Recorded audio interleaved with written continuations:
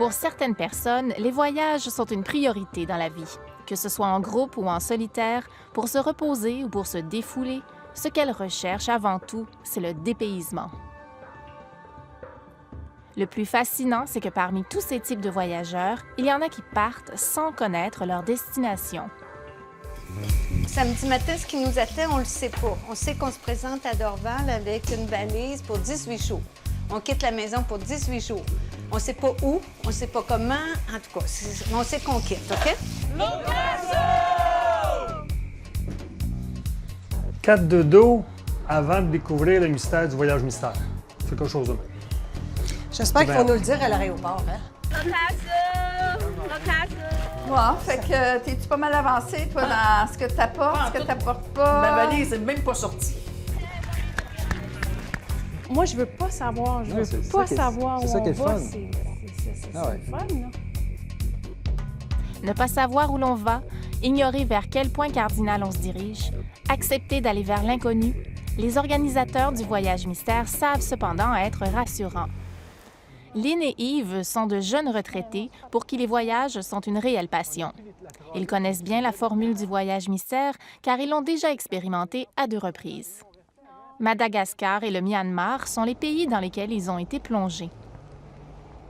Ces expériences ont été mémorables parce que ces pays sont loin d'être des destinations touristiques conventionnelles. Moi, Myanmar, c'était la junte militaire, puis c'était les contrôles routiers, puis les mitraillettes partout, puis quasiment les mines antipersonnelles. Qu'est-ce qu'on s'en va faire là? Continue jusqu'à là-bas? OK.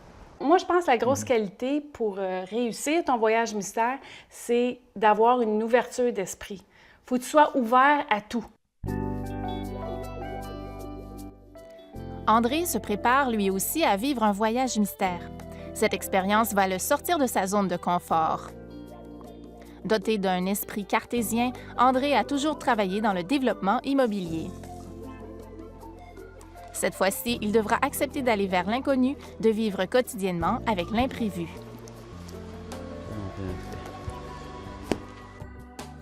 Sa femme Nicole est sensible et ouverte au changement. C'est avec beaucoup moins de stress qu'elle plonge dans cette aventure. Honnêtement aussi, c'est que chez nous, la personne qui organise les voyages, c'est mon épouse. Elle, c'est le ministère des Loisirs puis le ministère de la Famille, parce qu'elle a 2 ministères. Moi, je suis premier ministre et ministre des Finances. Alors, de temps en temps, il faut que je contrôle pour m'assurer que ça arrive. Parce que le ministre de la Famille, c'est un ministre très généreux. Hein? Non, mais vous remarquerez que c'est la femme qui est le ministre, hein, qui en a le plus. Le gars, lui, peut déléguer, il est premier ministre. Et voilà, et voilà. Mais il faut garder ça dans quoi on est bon. Lise et Laurent ont décidé de souligner leur 42e anniversaire de mariage en vivant une expérience hors du commun. Le voyage mystère est donc la formule idéale. Moi, je la remarierais demain matin pour faire ça qu'avec ma blonde encore, parce que je pense qu'une compagne de même, il en passe une dans ta vie, puis tu t'arranges pour en profiter au moment où elle passe. J'ai appris ça avec le temps, fait que je suis bien, bien content, bien, bien heureux. C'est pour ça que c'est le fun de faire les valises puis de faire un voyage mystère. C'est comme la cerise sur une Sunday pour les 42 ans, en quelque part. C'est une façon de le célébrer. La personne entre nous deux qui est plus propice à faire des voyages mystères, à aller vers l'inconnu, c'est beaucoup plus moi. J'aime découvrir les choses, découvrir les gens, découvrir les cultures, et je fais plus confiance peut-être là, spontanément. Là. Leur dernier voyage était en Italie. Le contexte était bien différent car ils ont pu se documenter avant de partir. Tu n'as absolument rien à aller. Prépare ta valise, ça vient de s'éteindre. C'est encore bien plus facile qu'un voyage, un autre voyage. Oui, ça va être une découverte. Une découverte à je tous pense les jours, très agréable.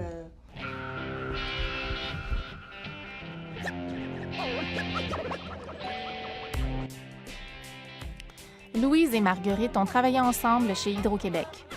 Depuis qu'elles ont pris leur retraite, elles sont déjà parties 10 fois en voyage.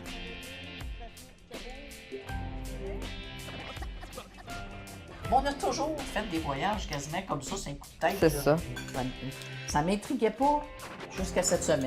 Là, fatigue un peu plus. Où c'est qu'on s'en va? Oui, c'est ça, là. Qu'est-ce qu'on a fait? C'est quoi l'idée? C'est quoi qu'on mange dans ce coin-là? Ça va être quoi la météo? Parce que là, il nous dit entre 28 le jour, 12 les nuits. Là, ça commence à faire des écarts. Ça complique aussi pour le linge. Puis d'ailleurs, mais ça doit être une affaire de filles, par exemple. Moi, la première fois, quand on était à l'aéroport, puis il a dit on s'en va au Myanmar, bien, il y a eu une première réaction, mais ma deuxième réaction, ça a été qu'est-ce que j'ai dans ma valise? J'ai repassé en revue.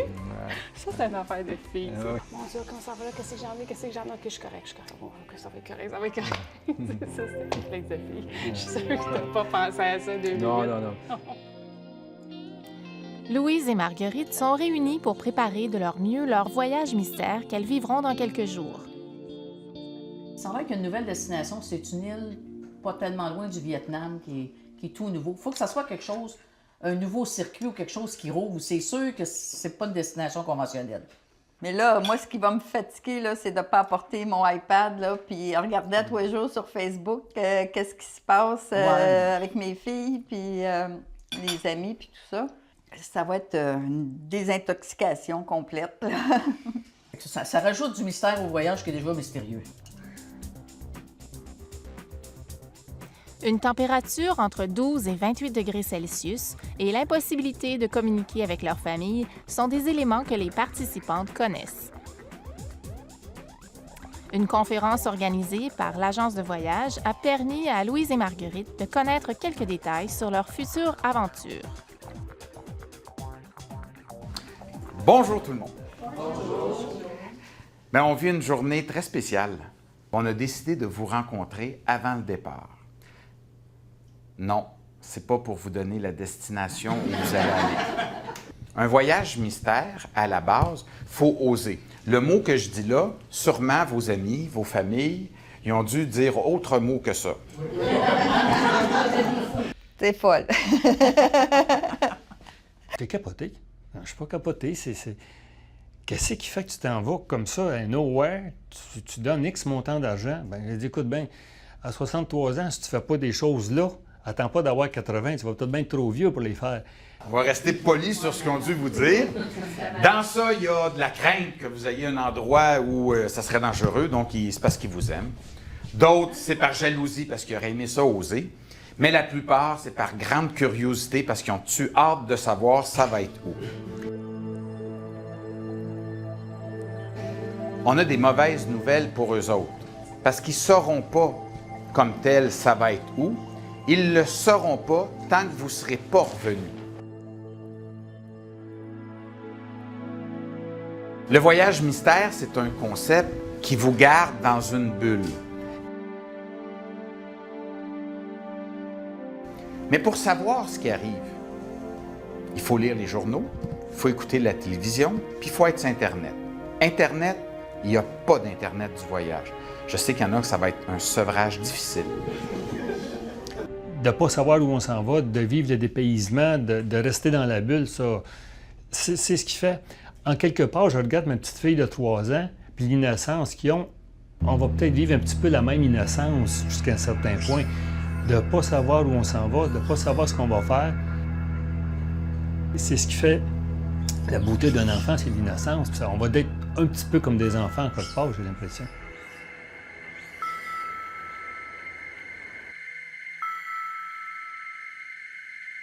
Vous savez, le moment où on est bien, on est avec la famille à l'aéroport, on s'embrasse, on se dit au revoir, mais pas cette fois-ci, parce qu'ils n'ont pas le droit de rentrer dans l'aéroport. Je vous l'ai dit, vos familles ne sauront pas où vous êtes. D'ailleurs, à l'aéroport, on ne se rejoint pas au départ, on se rejoint à l'arrivée. Hein? C'est évident. Et là, tu te dis, bon, ça commence à l'envers un peu, le voyage, c'est bien correct que ce soit comme ça. Ils ont le tour de faire du suspense. On a-tu une indication où les gens viennent nous chercher après le voyage? Non, au départ. Au départ.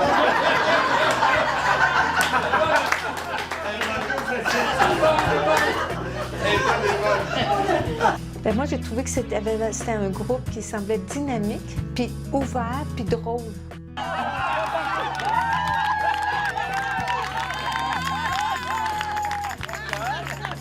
Tu sais, disent le moment présent là, qu'on est supposé de vivre. Ça va être un bon test, ça. C'est enfin le jour J. Tous les voyageurs de notre groupe sont réunis aux arrivées de l'aéroport international Pierre-Éliott Trudeau. Nous rencontrons Normand, notre accompagnateur. Il nous remettra sous peu l'enveloppe dans laquelle est inscrit le nom du pays que nous visiterons. Tout le monde est fébrile. Certains pensent avoir deviné notre destination. Moi, je pense qu'on s'en va en Tasmanie. J'aimerais ça, en tout cas. Ben, Chicago ou New York? Ouais, non, Détroit, on a dit Détroit, plaque tournante. Détroit ou New York. Parce que hier soir, on s'amusait à regarder les avions qui partaient ce matin. Puis c'est ça qu'on a trouvé comme destination première. C'est ça. Mais après... Parce qu'on s'en va pas à Wabush. Non. Bienvenue dans votre voyage mystère. Je pense que si vous avez décidé de prendre ce genre de voyage-là, vous ne pouvez être que des grands voyageurs. Parce que c'est quand même un niveau de s'embarquer dans un voyage sans savoir où est-ce qu'on s'en va.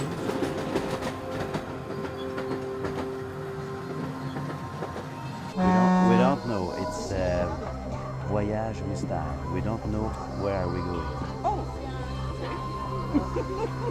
Donc, vous pouvez ouvrir.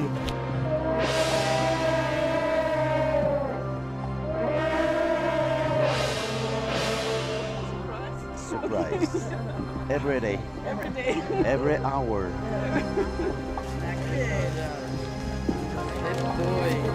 Ah, tu sais.